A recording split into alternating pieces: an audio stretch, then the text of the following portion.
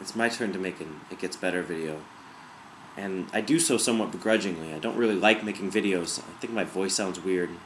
And I'd much rather hide behind the written word. But these are desperate times, and desperate times call for somewhat desperate measures. I'd like to respond not only to the recent, much-publicized youth suicides, but also attacks on gay men that occurred this past weekend in New York City. One happened inside of a gay bar, and actually not just any gay bar, but the Stonewall Inn, which is literally the birthplace of the modern gay rights movement. We're quite literally under attack, and if we cannot be safe in the gay mecca that is New York City, I don't know where we can be safe. So I'll say again that these are desperate times. Like so many of you out there that have posted these videos, I've been hurt and angered by the recent suicides amongst queer youth. I've been further incensed by the response by many who remain staunchly against gay rights, and who, even in the light of these terrible tragedies, continue to spew hate and bigotry on the internet and off of it. And I want my opportunity to respond as well. Since I think most of these videos are rooted in our personal stories, that's where I'll begin. I was raised in a rural conservative community in the Pacific Northwest. It was distinctively not Seattle. Few people wore Birkenstocks and even fewer drove Volvos. People in my hometown quite literally tried to secede from the state of Washington, but that's another story. So, in this conservative and somewhat homogenous community, I was bullied and picked on quite simply because I was different. My parents were foresters and hippies. I was a queer kid, but actually in my younger days I was mostly attracted to women. It wasn't until after college that I found myself in a space where I was both attracted to men and able to do something about it. To this day, I feel somewhat lost in terms of my sexual identity. Bisexuals are not really trusted from either side. The gay community accuses us of being in the closet, being unable to truly come out and accept ourselves. And on the other side, the straight community denies our existence and insists that we choose one side or the other. For those of us who defy the norms of what it means to be gay or queer, it can still be difficult to have our voices completely validated. But back to my younger days. I was teased because I was a dork.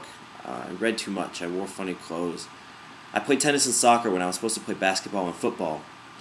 I dealt with my emotions often by crying. People maybe saw or suspected that I was same-gender loving in some way, even though I might not have necessarily known that about myself. But the truth is that bullying is bullying, and some days were really difficult. My message, as you can probably guess, is so many other people's messages, that it gets better. And the truth is that it really does get better. And sometimes, after it gets better, it gets worse again, and then better. The truth is that being a queer college student or being a queer adult can sometimes be really difficult as well.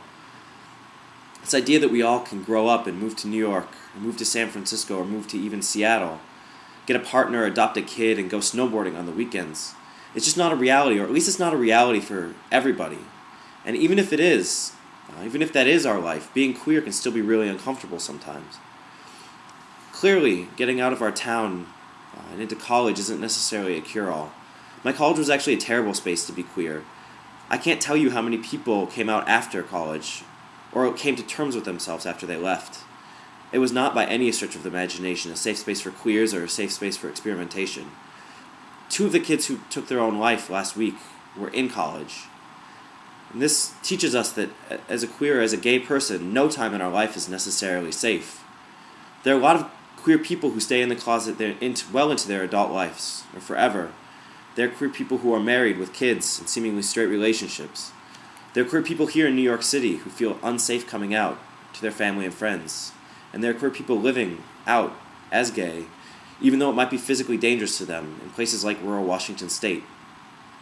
We're fully formed, emotional, living, and loving human beings. We make mistakes, and we're a diverse community with lots of different voices. Things do get better. A lot of us get to a place where we feel fully comfortable being ourselves. Some of us don't. The truth is that there are communities out there to support and guide us, and there is help if we are willing to reach out, if we're able to reach out.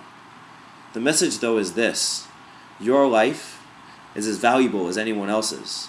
To pretend that anyone's life, though single, married, gay, straight, or bi, is all roses, is always going to get better, is simply not true. You can trust only this, that today in 2010, you as a gay person can live as fully formed, as beautiful a life as anybody. If you want to get married, ski on the weekends, have kids, you can find that safe for yourself. If you want to move to New York or San Francisco, that's great. But the truth is, if you want to live in your community or stay where you are, you can't move or get out. If you want to stay in rural Washington State, we need to make that okay and safe as well. Because the truth is, not everyone can or wants to leave their communities, their homes, in order to be safe and be fully who they are. To those of you out there in these communities who do bully, who tease, who mock, if you're listening to this, although I kind of doubt that you are, I want to ask you a question, and it's borrowed from my intellectual hero, James Baldwin. I want you to ask yourself, who invented the faggot? Because I didn't do that. I'm just a man and I just love who I love. I didn't invent the faggot. It's you out there who demean and who dehumanize, who make being queer, who make being different into literally an unsafe space. And what you have to come to terms with is why. On a personal level, what is a gay kid? What is a kid that's different? What is he doing to you?